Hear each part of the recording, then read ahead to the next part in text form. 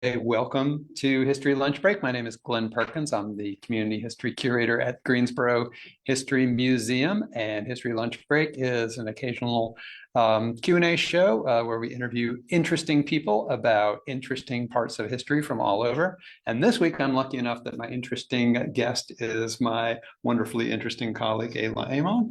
Hi, Ayla. Hi, Glenn. How are you today? I'm great, and I'm thrilled that you're here and that we can try out this new format for History Lunch Break, and but talk about some both really interesting philosophical issues around collections, but also a little bit about some of the collections that we have here at the Greensboro History Museum, because our museum is getting ready to observe 100 years as a collecting institution.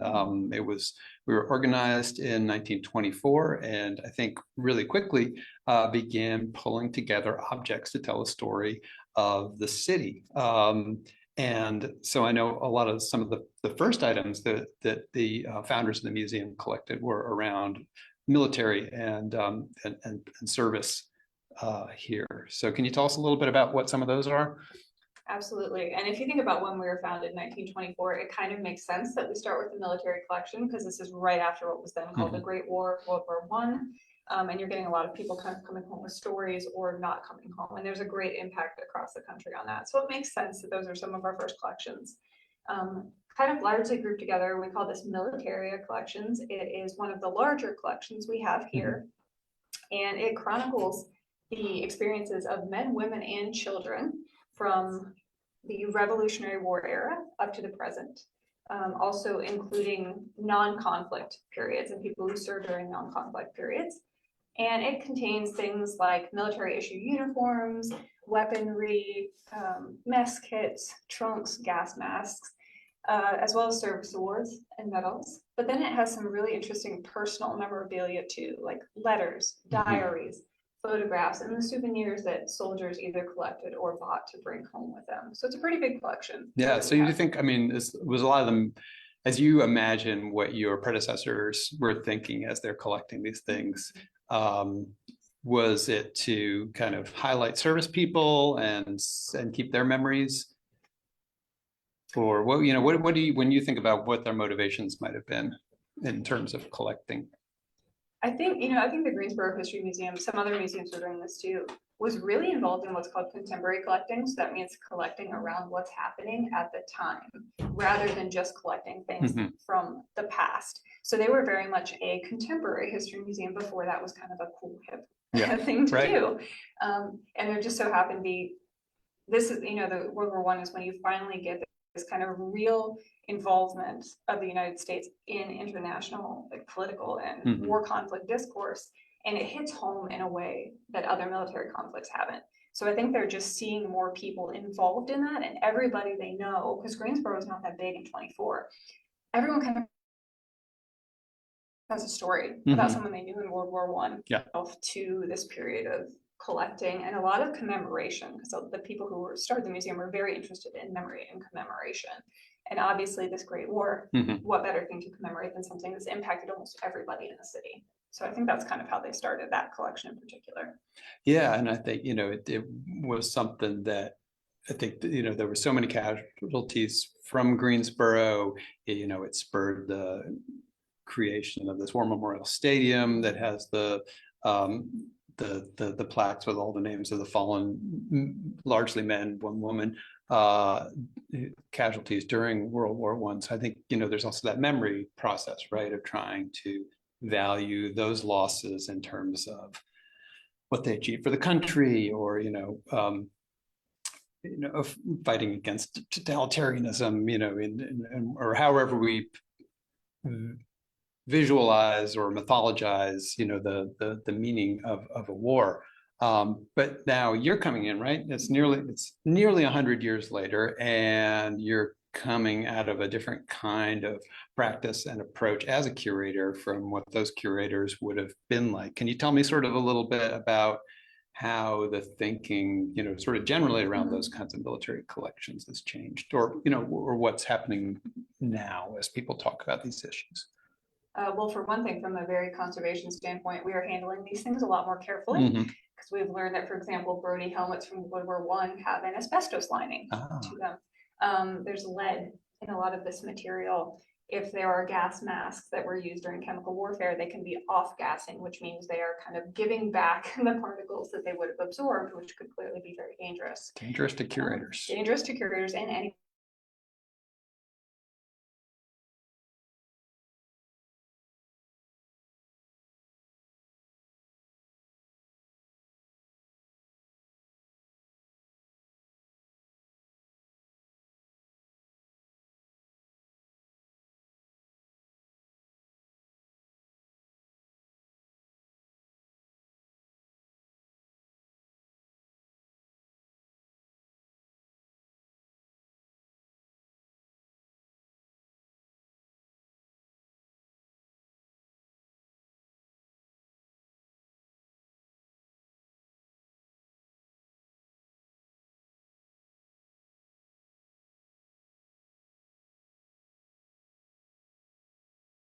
We're looking at cultural looting that might have happened during wartime and how these things might or might not be represented in museum collections. And it just gives us a fuller picture of conflict than was maybe previously considered when collecting was done in the past. Yeah, so, and I think all this leads to something, the sort of reason that we wanted to do this program in particular, and talking about a particular collection that you have been focusing on, putting a lot of research and thought into, something that we have at the museum that perhaps doesn't belong here, and that you have made have sort of started this process to send items that were collected for our collections, but to send them to more appropriate places. So, and these have to do with items, war souvenirs, things from Japanese combatants killed during the war, brought home by American soldiers that wound up in our collection. So to tell us a little bit about what these things are, and then we'll talk a little. Yes, let's just start with what are these what are the things that we're talking about? So all of the collections we're talking about specifically today were collected in the Pacific Theater during World War II by American GIs from Japanese combatants and brought back to the United States. Some of them were collected during battles. Some of them were collected directly in the aftermath. Some of them were gathered kind of by battalion leaders and then given out as souvenirs for soldiers to bring home. But rather than being like military issued items such as like uniforms or weaponry, these are all items that have very personal traces of these Japanese combatants. And so that's kind of what makes them unique in our collection. So for example, we have two, and if any of you speak Japanese, I apologize sincerely if I'm going to mispronounce this, but we have two Yosagaki Hinamaru, which are Americans would call them good luck flags. And I think Sarah is going to put those on the screen for us right now. We're going to try to put photos of those on the screen for you. And these are two flags that belong to soldiers named Katsuo Wada and Mankichi Yokokawa. Again, I apologize if I mispronounced those. So these were flags that were often given to servicemen who were deployed into military conflicts, and they would have their names on them. They tend to be the Japanese national flag at the time. And then friends and family would write messages of good luck and happiness and joy and prosperity on them. And then the soldiers would fold them up, place them against their bodies, and wear them into these spaces of conflict. And we know these have a large and deep kind of cultural resonance in Japan, and they're still used today. So actually one came up pretty recently. There was a woman named Miho Nakata who just ran the furthest a woman has ever run in 24 hours, and she carried one of these flags with her. So there's a very long legacy of these flags and a very strong cultural tradition. So even like going beyond sort of fighting or, sort of any imperialist thing, but also kind of just some sort of, task or amazing thing that you're going to do on behalf of your community, on behalf of your country. Right? On behalf of your country, right. And it's estimated that World War II, these were really prolific. It is estimated there are about 50,000 World War II Yosagaki Hinamaru in the United States alone. Oh, in the US? In the United States alone, many of which were brought back by American GIs. So those are two that we are working with here. We also have a collection of, I'm going to hold these up to the screen a little bit so you can see them. We have a collection of 29 Japanese dog tags. Akin to an American dog tag, for a service member, they have a person's name, a rank, a unit, identifying information on them in a similar way to the flags, the Yosakaki Hidemaru. And these items, the flag and the dog tags, are considered by Japanese cultural standards to be non-biological human remains. So in many ways, they're standing in for the person who carried them. And would have worn them kind of against the body as an extension of the self in many ways. So those are the two larger collections we have. We have also got a lot of photographs that were found from Japanese soldiers. They show everything from kind of like war scenes. This is a lovely one. This is a cavalry officer who is posing by doing a handstand on his horse. Impressive skills. Very impressive skills. They include things like this, which is a unit, and there's a sakura cherry blossom taped to it. Oh, wow. So like personal mementos that people are carrying around. And then you have sweetheart photos. Things like American GIs would carry them to, pictures of wives, children, families. There's also pictures of units, pictures of R&R, all these different things of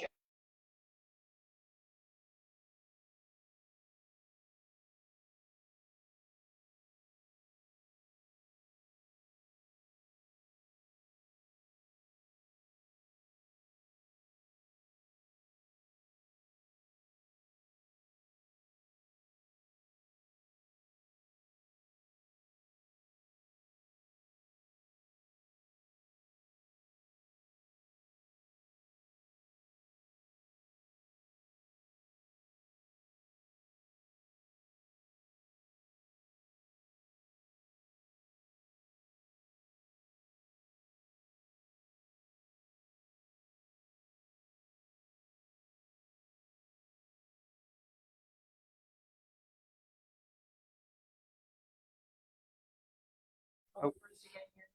Are we back?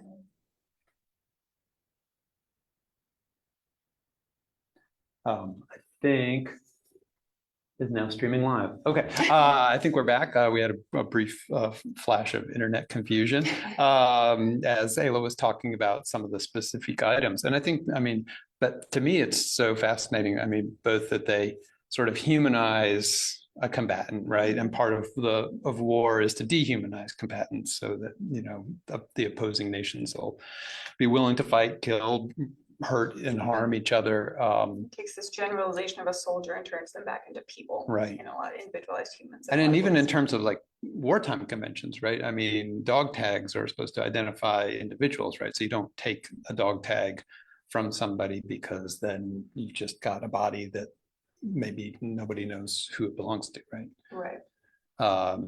So, you know, these things, and so you said 50,000, right, of those of the flags here in the States. So obviously there was another culture and a practice of wanting to bring, you know, sort of bring these to home together as sort of, you know, tokens of victory, right? Or and also I guess there was a little bit of trading that went on amongst soldiers.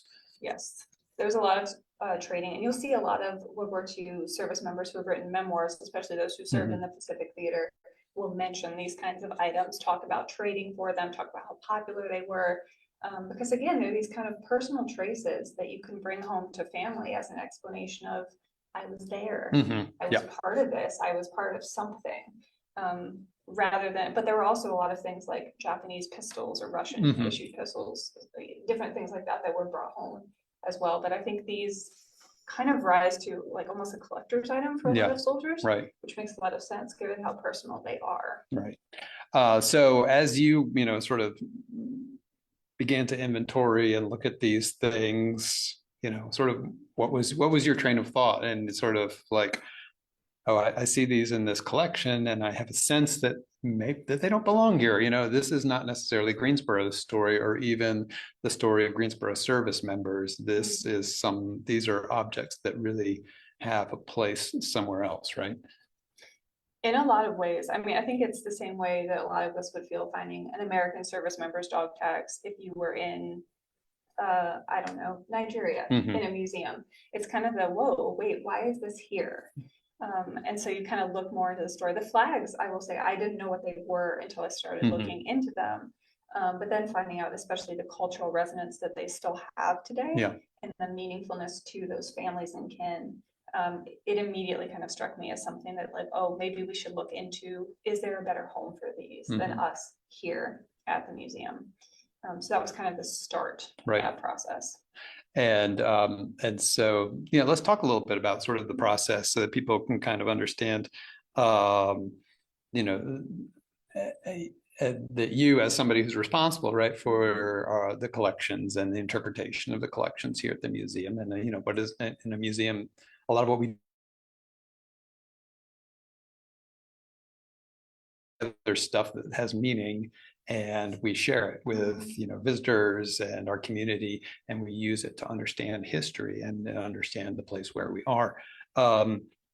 So you started a process for sending these items home, for lack of a better phrase, right? Yeah, absolutely. So part of what I do is developing the collection.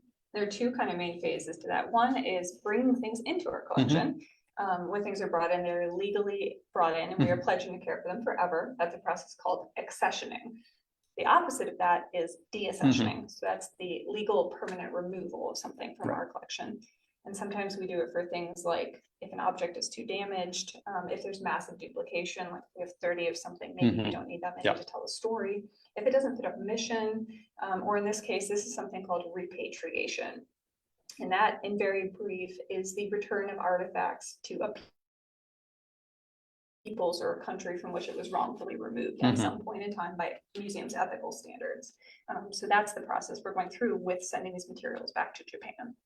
So there is like this ethical judgment, right, that has to come into the process where you have to say, kind of acknowledge that a wrong was done, and that if by keeping something in a place where it doesn't belong, you could be perpetuating that wrong. You could be perpetuating it. It's something that if any of you have heard of the word repatriation, might be related to things like Greek or Italian antiquities. Many of them have been sent back to those Nazi countries. looted art. Nazi looted art. So art that the Nazis removed from Jewish and other families during World War II illegally, or things like here in America, we hear about it a lot with indigenous materials. So we have a federal law called NAGPRA, the Native American Graves Repatriation and Protection Act, that requires that certain types of indigenous artifacts be returned to the tribal groups or their next of kin ancestrally, from which they were wrongfully taken at the time. So this is part of that ethical repatriation process too, acknowledging that artifacts have kind of lives and afterlives outside of themselves, and sometimes they do belong to specific cultures in ways that we shouldn't be caring for them in a museum. They should be returned to those cultures. Right. So then the question becomes, what do you do? Like, how do you get something like this home? So we are actually extraordinarily lucky because I don't have Japanese. I don't think anyone here has spoken Japanese. There's a society called the Oban Society, and they take their name from the Japanese festival of Oban, which is when a family's deceased loved ones will temporarily revisit them. So they will set out foods, offerings, and lanterns to kind of guide the spirits home. And if that's not evocative of this process, then I don't know what is. So we're working with them. We'll send these materials to them. They will do the translation of the writing on the photographs, the different dog tags and the flags, and work with the Japanese Ministry of Culture and researchers to do genealogical work and track down next of kin. And they will send these directly home to those next of kin. And what's really lovely for us and very full circle is that when they find those kin, they'll let us know. Wow. So we'll get to kind of experience really the return of these artifacts home. And then anything, if they cannot find next of kin, or if next of kin are not extant, don't exist, they're placed into a shrine by the Ministry of Culture in Japan. So they're still going home. Yeah. In a very real way. So in ways, I mean, the sort of what the role of the museum is part of a process then, right? Absolutely. Like instead of holding on to the specific thing, you begin to engage with, people and this, on the other side of the Pacific, and to, sort of maybe make a connection or a relationship that way that's very different from just, sort of keeping something and in a way that's like you said, sort of inappropriate. Right. And I think what I'm hoping this will do is also help us make connections to communities here. Mhm. I think this is really important community work in general, that, you know, when people see that we have these materials, not only are we acknowledging what they are, we are taking care of them in culturally appropriate ways, and when necessary and possible, we're returning them to other spaces where they belong, perhaps more than they belong with us. So that's a really big part of just kind of transparency and stewardship for us here in museums. Yeah, that was going to be my question. Well, how does repatriating these items, you know, what does Yeah. this repatriating these items mean for the museum? I mean, Yeah, I think it's important work. Mhm. It can be very difficult work. I mean, Yeah. this is heavy work Yeah. in a lot of senses. But it's really important because it shows that we as a museum are willing to re-examine these collections and acknowledge that while it's not illegal for us to have them, it's not bad that we have them in absolutely any way, but maybe they belong in a place different than us. And to take that step, I think is really important. Right, that we can sort of do that work and to find the most appropriate place, and even work through, you know, sort of the difficulties of acknowledging all that went on for those items to wind up here, right? Absolutely. And, you know, sort of personally, as you thinking about it, I mean, is there a meaning for, you know, having worked on this process? It's been an interesting one. It really does feel kind of like a moral and ethical good. Yeah. In a very real way. And I know a lot of us have family who have served, some of whom who have come home and some have not. Yeah. And a lot of the time having a dog tag or a folded flag that stands in for a person in a very real way. Yeah. So, you know, my grandfather was a POW in the Pacific in World War II. While he came home, a lot of his crewmates didn't. So those dog tags become people in very real ways. And if you think about it that way, we're just sending these people home the way we want ours sent home. Yeah. So we're doing that work. So a little bit of a personal historical connection for me too. But you know, and in connection to what, you know, sort of the work you do with objects and the way that objects can carry personal meanings in so many different ways is something that we believe in at the museum, and, you know, and really try to maintain. So I think that's important. You know, and so just, you know, this process you took the accession proposal, a very thorough and sort of well-researched, detailed proposal to the board, to our nonprofit board that actually owns the museum collections. And what was their response? They were unanimously voted to help us return this material home. So now, thanks to them and our director, this material back to Japan, which is really kind of goosebumps. Yeah, it's so exciting. I mean, it really is, and it'll be, I mean, just, you know, to hear, and I know it'll probably be, I can imagine the amount of work that has to go on at the next phase to, you know, connect the families, or to, you know, find people who may be associated with these items. But just the anticipation of knowing that there might be that connection is really wonderful. It's like a little box of curiosities, and in 4 or 5 months I might get an email saying that they, you know, that they found someone, which is just a, you know, whole next step of this process, which is wonderful. And just for a last question, sort of how has this affected how you're thinking just more broadly about these other kinds of collections we have, maybe, you know, specifically things that are associated with conflict or wartime, or other things too? Just to make sure it's brief, to keep it connected to conflict, I think it makes me want to make sure we're collecting very broadly around conflict, right? It's wonderful to have like the military issued, but what about the other sides of all these things, right? So we have, for example, Vietnam uniforms. What about protests that happen back home?